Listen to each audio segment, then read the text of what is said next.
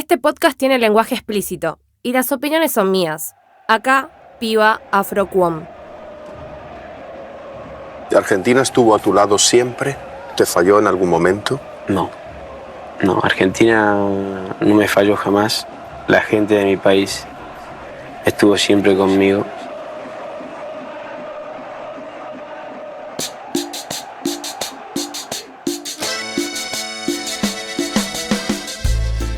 Desde Buenos Aires, pero no desde Capital. De allá, del otro lado del riachuelo. Ese famoso conurbano de Zona Sur, ¿viste? De ahí vengo. Acá, piba afrocuom. Esto es Cabecita Negra, un podcast para poner el racismo argentino sobre la mesa.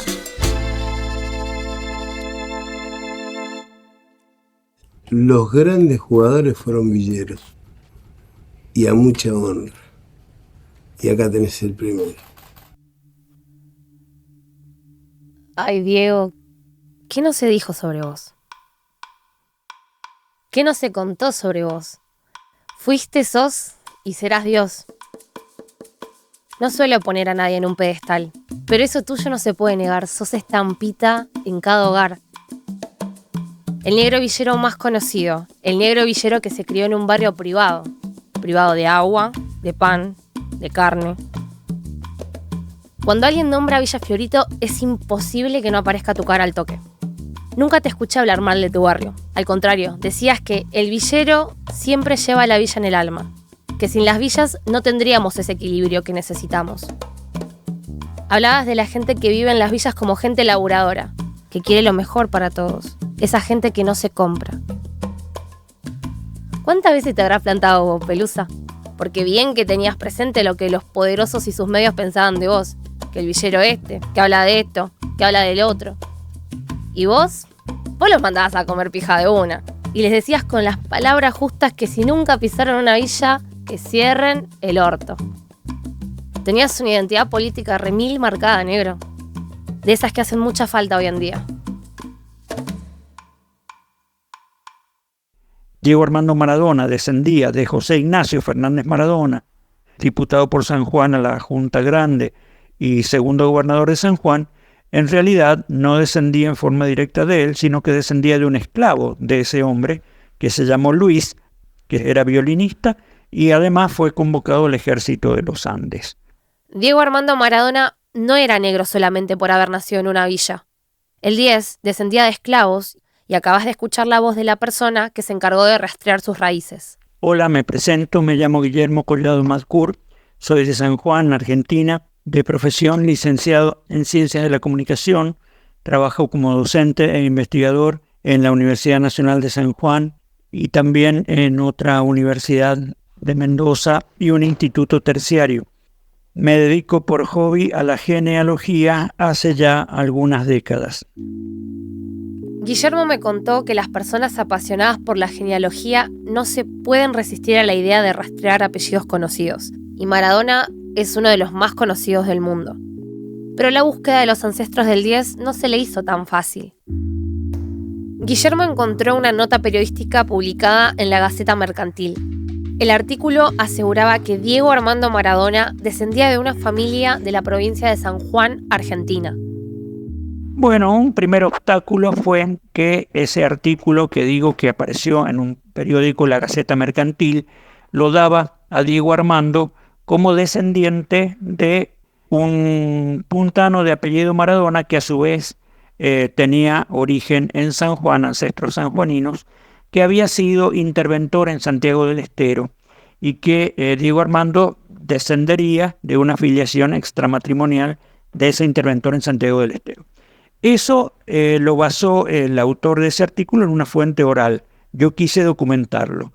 Cuando quise documentarlo, encontré que no era así, que esa relación fue errónea, que había desfasajes en las fechas y en las edades.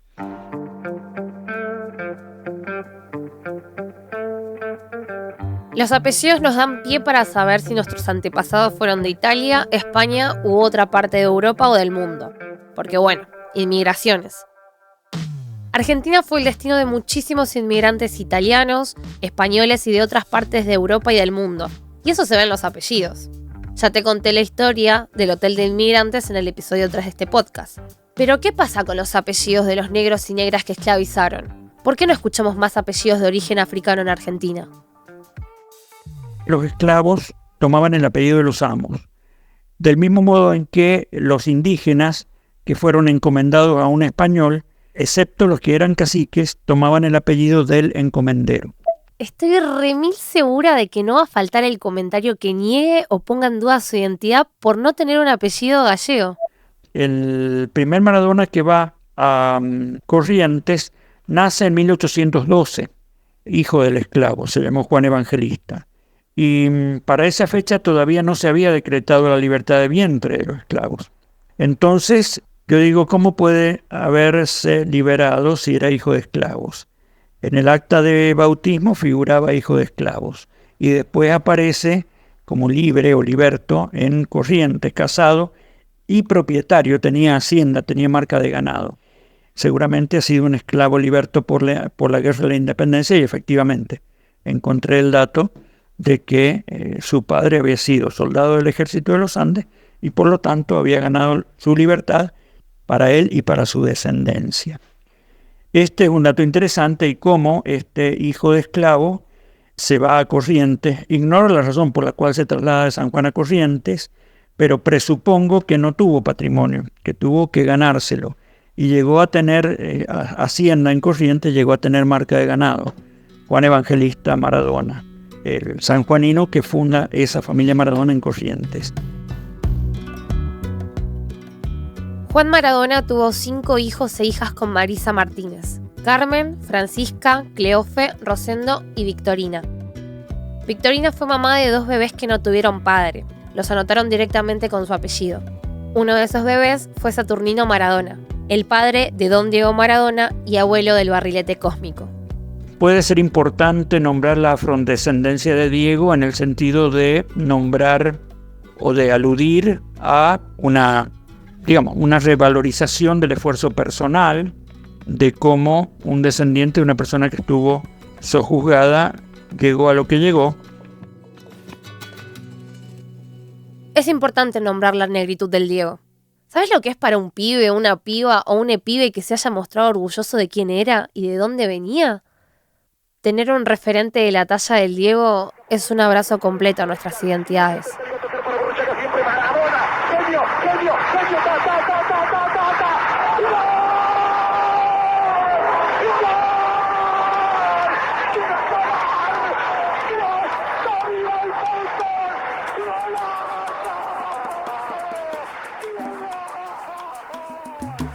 Qué revolución que fuiste, guacho. Le hiciste ver al mundo de lo que es capaz un negro. Un negro que desea con toda su fuerza regalarle la casa a la vieja, que quiere que su viejo deje de levantarse a las 4 de la mañana para ir a laburar. Vos fuiste ese negro que nació y se crió en un país que jura ser blanco. Gambeteaste y sobrepasaste cada prejuicio y cada intento de verdugueo.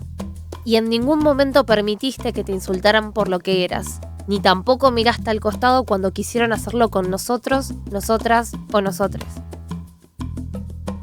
Tus convicciones siempre bien puestas, del lado de las madres y abuelas, del lado de los pobres y negros, del lado de los jubilados y jubiladas. Yo defiendo a los jubilados, ¿cómo no lo voy a defender? Si nosotros tenemos que ser muy cagones para no defender a los jubilados.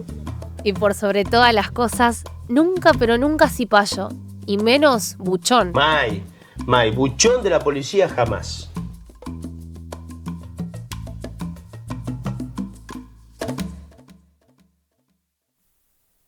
Donde sea que estés, gracias. Vos nos regalaste los momentos más lindos, nos diste la alegría más pura. Pero cuando te pienso no lo hago únicamente desde el amor a lo que fuiste y significaste en el pueblo. Lo hago también desde el dolor de entender las cagadas que te mandaste. Antes de cerrar este episodio, quiero traer la voz de Adriana Carrasco. Ella es una compañera lesbiana y periodista feminista. Me gusta porque habla desde un feminismo que no señala con el dedo.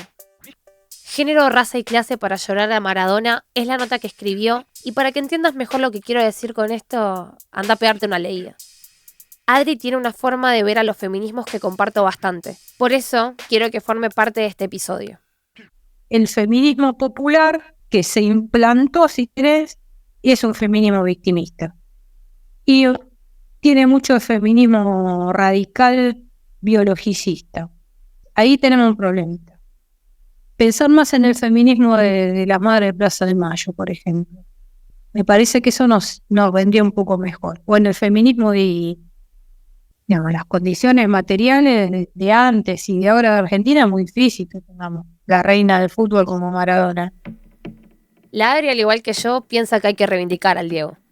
Tener presente nuestra historia, nuestras raíces, de dónde venimos. Tener memoria de lo que no queremos repetir y sobre todo pensar en ese otro que nos construye como persona. Pero que hay que reivindicarlo, sí, hay que reivindicar a Maradona. ¿Cómo desarrollar la conciencia de que somos afroargentines? Y bueno, nada, hay que rascar la historia y empezar a averiguar eso, ¿viste? Y también desempolvar árboles genealógicos. ¿Tú tienes sangre guaraní? Tengo sangre guaraní, sí. Tengo sangre guaraní, soy hijo de correntino. Yo soy hijo de correntino. ¿Y cómo es esa sangre? Como Sí, todas. Como todas. Millón de gracias a Guillermo Kemmel por la investigación que se mandó. Y muchísimas más gracias por haberse copado en contarme cómo fue su laburo y el compartir todo lo que aprendió. A la grosa de Adri Carrasco por sus palabras. Y de paso léete la nota que hizo para el fallecimiento de Diego en Anfibia. Y otra vez gracias a vos, negro, por nunca mirar para el costado y por habernos dado las alegrías que nunca quisieron que tengamos. Te amo.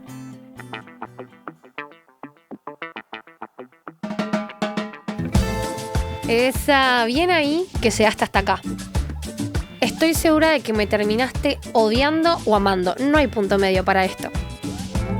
Te dejo el único Instagram que manejo, @pibaafroquom, por si te pinta llenarme de amor o puteadas.